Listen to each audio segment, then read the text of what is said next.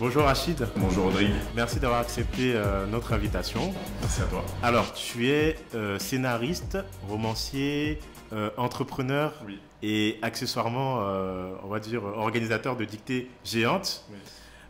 Donc, aujourd'hui, moi, je me suis posé la question. On est dans une époque où on est constamment sur les réseaux sociaux. Oui. On passe notre temps à scroller des vidéos sur TikTok. D'où est venue cette idée de te dire, je vais créer une dictée géante? Alors, c'est pas quelque chose qui m'est venu comme ça. En fait, ça a été ça a été un parcours et ça a été des rencontres. Alors, la première rencontre, ça a été une invitation par la ville de Clichy-sous-Bois, donc le maire de Clichy-sous-Bois, Olivier Klein, qui est aujourd'hui ministre, et les services de la ville, notamment le service jeunesse, m'ont invité à lire une dictée dans un lycée à Clichy-sous-Bois. De cette lecture, donc à l'époque, quand moi je lis la dictée, c'est quelque chose, c'est un vague souvenir de primaire, de l'école primaire. Et donc je lis cette dictée devant une cinquantaine de personnes. J'ai relayé ça sur les réseaux sociaux. Il y a un acteur associatif qui suivait mon travail, qui m'a sollicité en me disant c'est quoi cette dictée? J'ai vu que tu avais fait une tournée aussi l'année précédente dans les quartiers autour de la littérature. Et de là, je lui ai dit, tiens, si tu es partant, on peut organiser des dictées. Et j'ai donc nommé ce projet la dictée des cités. C'est devenu une tournée dans les grands ensembles de France, qui ensuite s'est transformé en un projet aujourd'hui assez ambitieux et intéressant autour de la langue française. Super, super. Donc aujourd'hui, effectivement, tu es connu pour ça. Oui. Et moi, je voulais qu'on parle un petit peu de ton parcours. Donc j'ai cru comprendre que voilà, il y a eu des périodes d'échecs scolaires et de contexte familial assez difficile et social aussi. Est-ce que tu peux nous en parler un petit peu? Donc je suis aujourd'hui j'ai bientôt 50 ans. Mes parents, ma mère est française, mon père est marocain. Je suis né en Seine-Saint-Denis. J'ai été envoyé mes 5 premières années au Maroc et je suis revenu à l'âge de 5 ans en France. Entre mes parents, c'était mon père c'était quelqu'un d'assez dur, pour ne pas dire violent, et j'ai grandi dans un contexte où j'ai eu un placement, j'ai eu un divorce, et tout ça a impacté ma scolarité. J'ai souvent redoublé. J'ai redoublé le CP, ça j'ai une excuse, je revenais du Maroc à la limite. J'ai redoublé la 5e, j'étais orienté en 4e techno. Je suis revenu en seconde générale, j'étais renvoyé en BP, puis j'ai arrêté l'école avec un niveau bac pro. Alors quand je dis souvent, parce que j'ironisais, souvent je plaisantais en disant j'ai redoublé 48 fois, ou j'ai connu l'échec scolaire. C'est juste que le contexte familial a impacté ma scolarité. Mais j'ai eu un véritable héritage parce que quand mes premières années au Maroc, en fait, mes voisins, c'était la famille Mrabet. Et si on regarde la famille Mrabet, c'est une famille dont l'un des membres est un auteur, un écrivain analphabète. Un écrivain qui ne sait pas lire et écrire, Mohamed Mrabet. Et donc j'ai grandi avec Le Petit Prince, j'ai grandi avec du Jimi Hendrix, j'ai grandi avec de la calligraphie. Quand je suis revenu ici, j'avais aussi des rêves et j'étais un grand fan des Marvel. Donc à l'époque, j'avais 9-10 ans, j'écrivais aux éditions Lug qui éditaient les Marvel. Je terminais, je changeais les scénarios quand les issues ne me plaisaient pas. Donc j'avais vraiment une appétence pour ça. Et à l'âge de 11-12 ans, je voulais devenir scénariste. La conseillère d'orientation que j'avais rencontrée n'a pas pu m'orienter. Elle était assez sceptique. Et finalement, j'ai subi ma scolarité jusqu'au jour où j'ai décidé de réenclencher tout ça à l'âge de...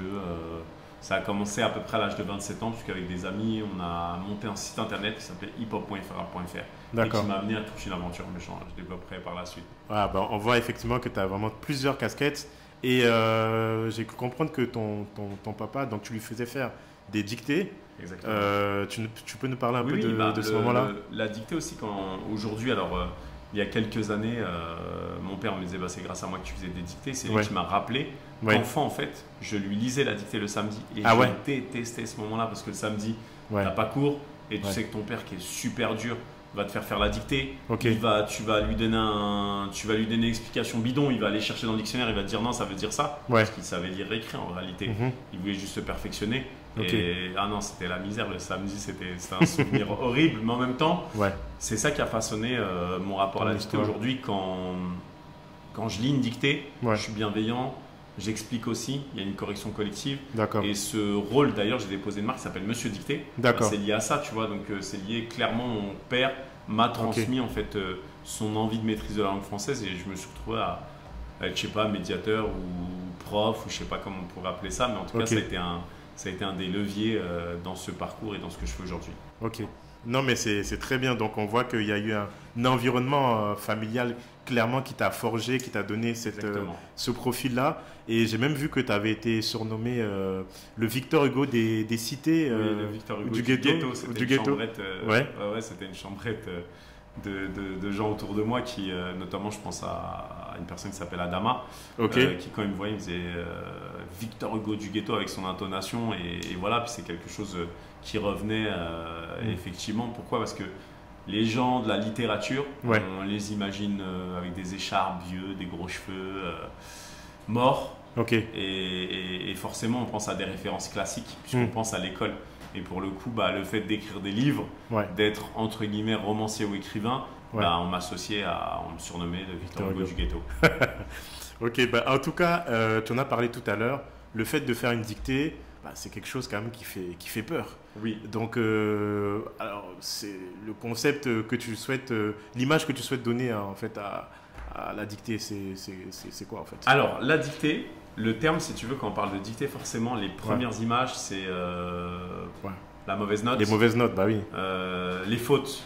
Le stylo rouge. C'est ça. Donc ça, c'est tout de suite ce qui te vient en tête. Et comme ça te vient en tête, ça ne peut pas être quelque chose de confortable, d'épanouissant, de convivial.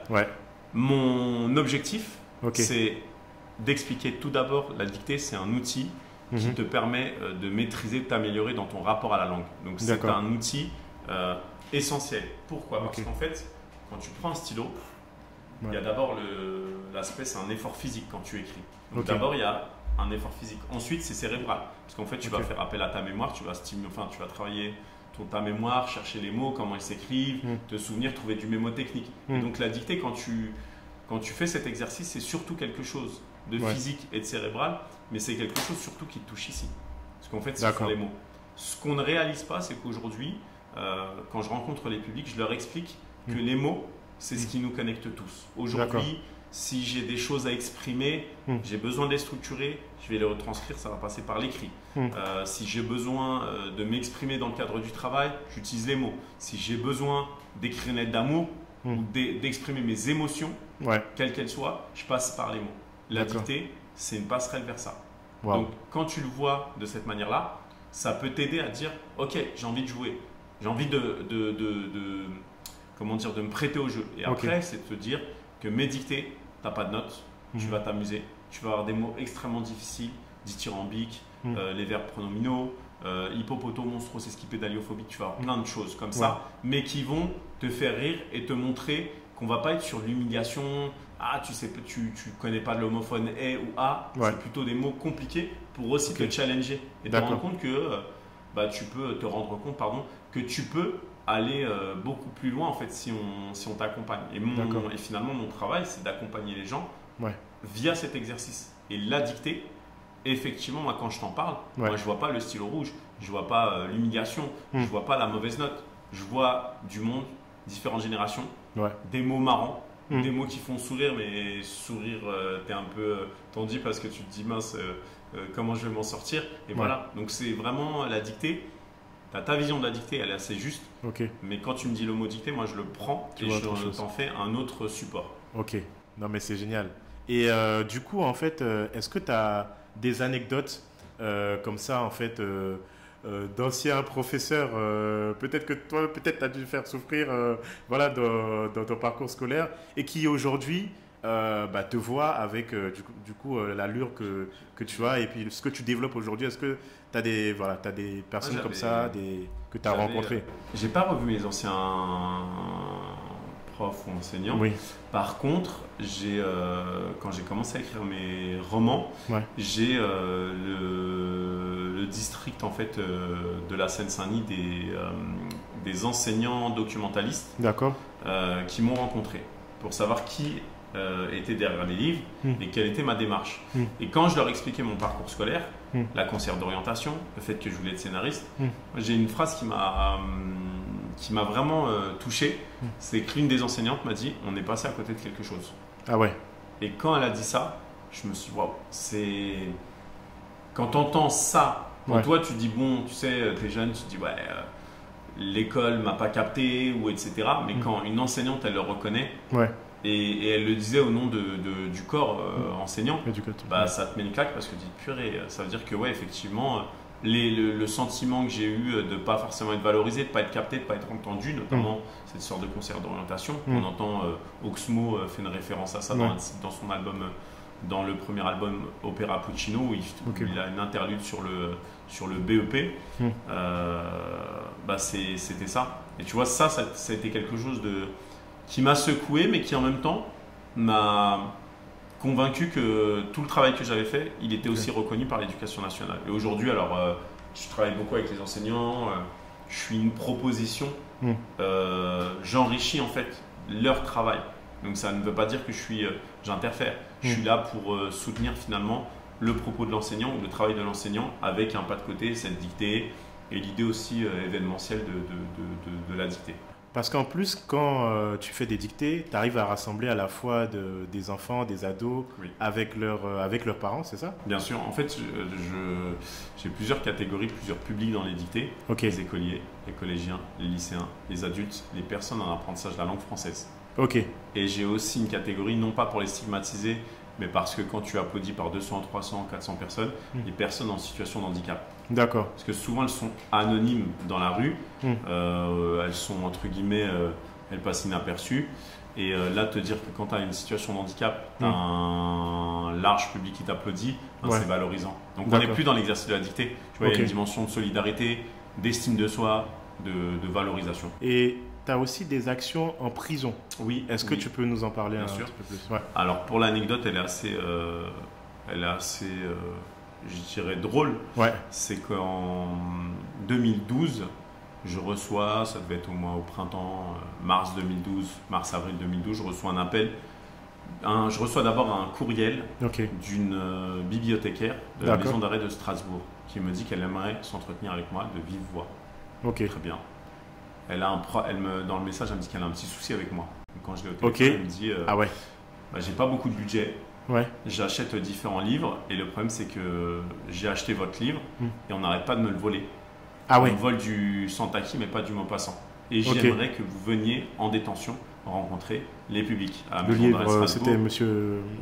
alors les livres dont elle parlait, c'était Les Anges s'habillent en Caïra. C'était un roman policier. D'accord. Et donc j'accepte. Donc au mois de juin, je me rends à la maison d'arrêt de Strasbourg. Et je fais une journée là-bas où je rencontre les quartiers adultes, mineurs et femmes. Tu as 3 quartiers à la maison d'arrêt de Strasbourg. C'est à peu près 600 personnes en détention. Et pour le coup, cet atelier s'est très bien passé. Et ça m'a amené à y retourner assez régulièrement. Donc j'ai commencé à mener des ateliers d'écriture, des ateliers de pièces de théâtre, des ateliers de scénario, des dictées. Et j'ai même fait en 2018, avec la Fondation M6, une trentaine d'établissements pénitentiaires où j'ai organisé des dictées. Donc avec tous les publics, mais également l'administration pénitentiaire, donc des surveillants. Moi, je me souviens, dans une maison d'arrêt, la directrice, ses équipes et les publics en détention qui faisaient la dictée.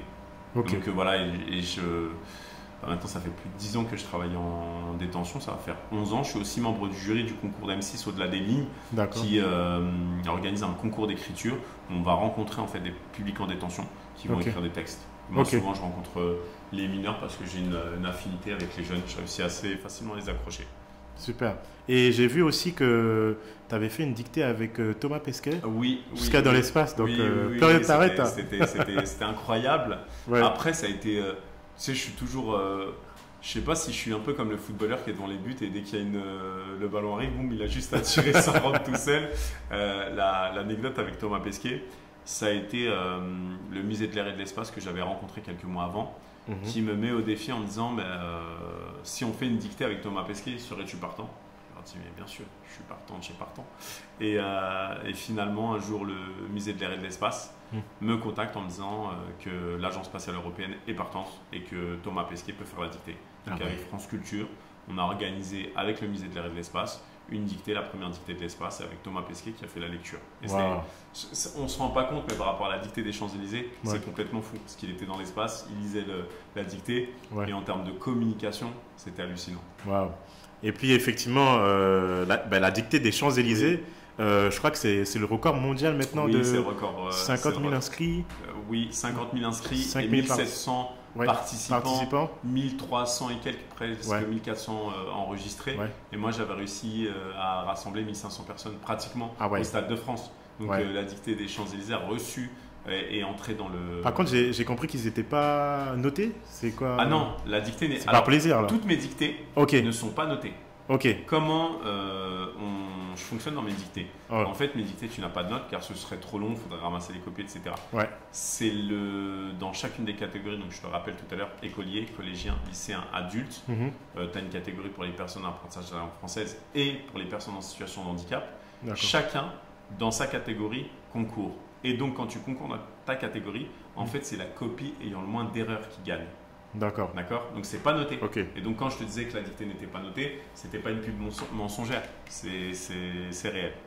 Ok. Donc, au final, en fait, quelque part, tes dictées, tu arrives en fait à, on va dire, fédérer, reconnecter les gens avec la littérature, la langue française.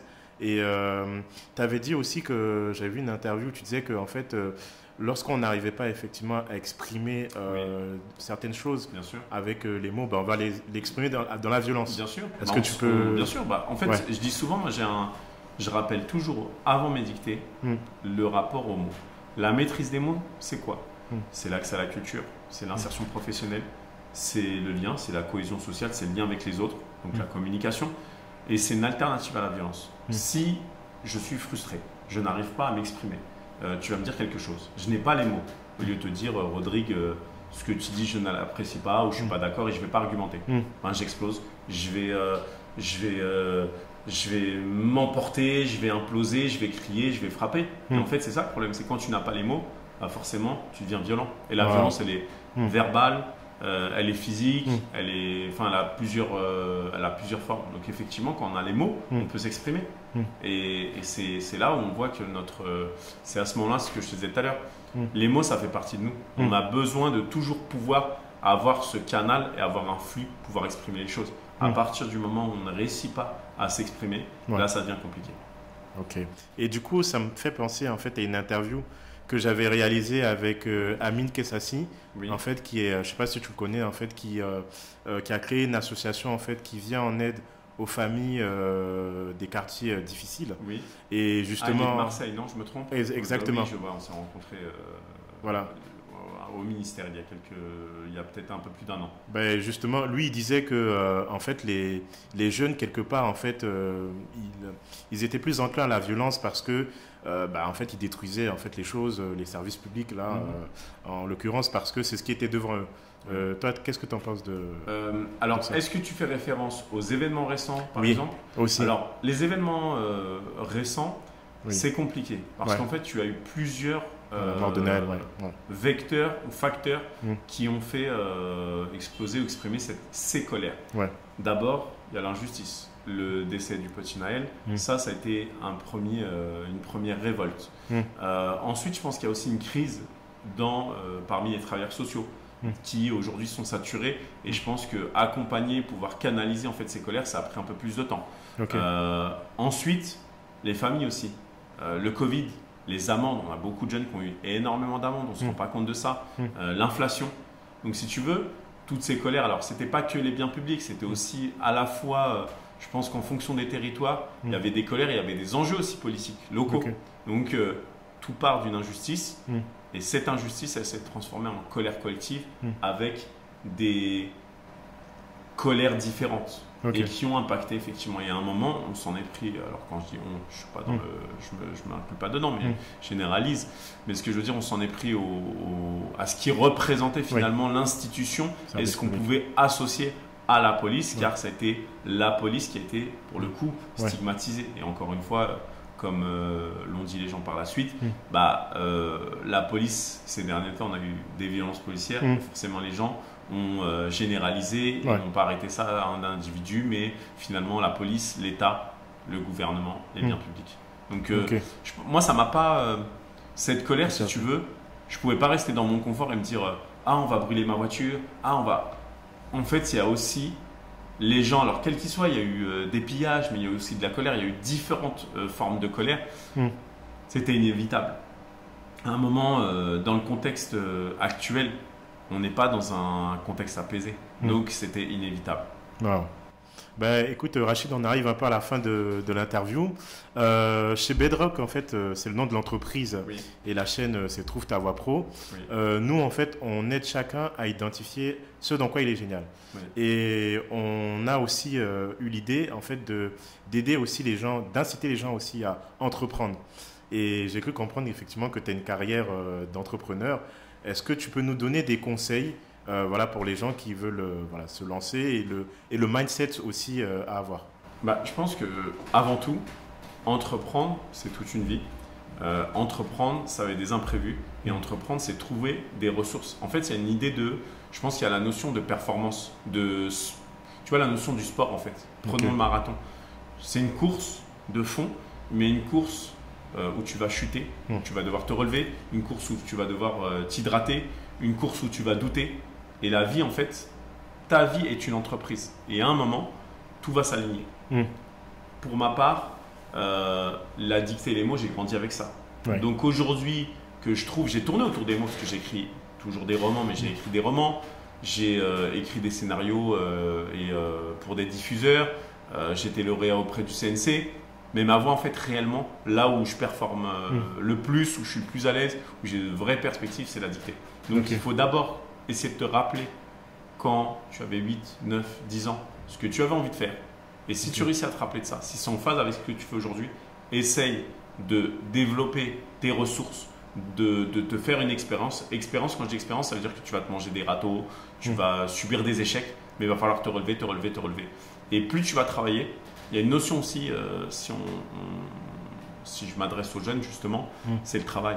En fait, la seule chose qu'on ne pourra jamais te voler, il peut te voler tes idées, il peut te voler plein de choses, mais on ne peut pas te voler ton travail.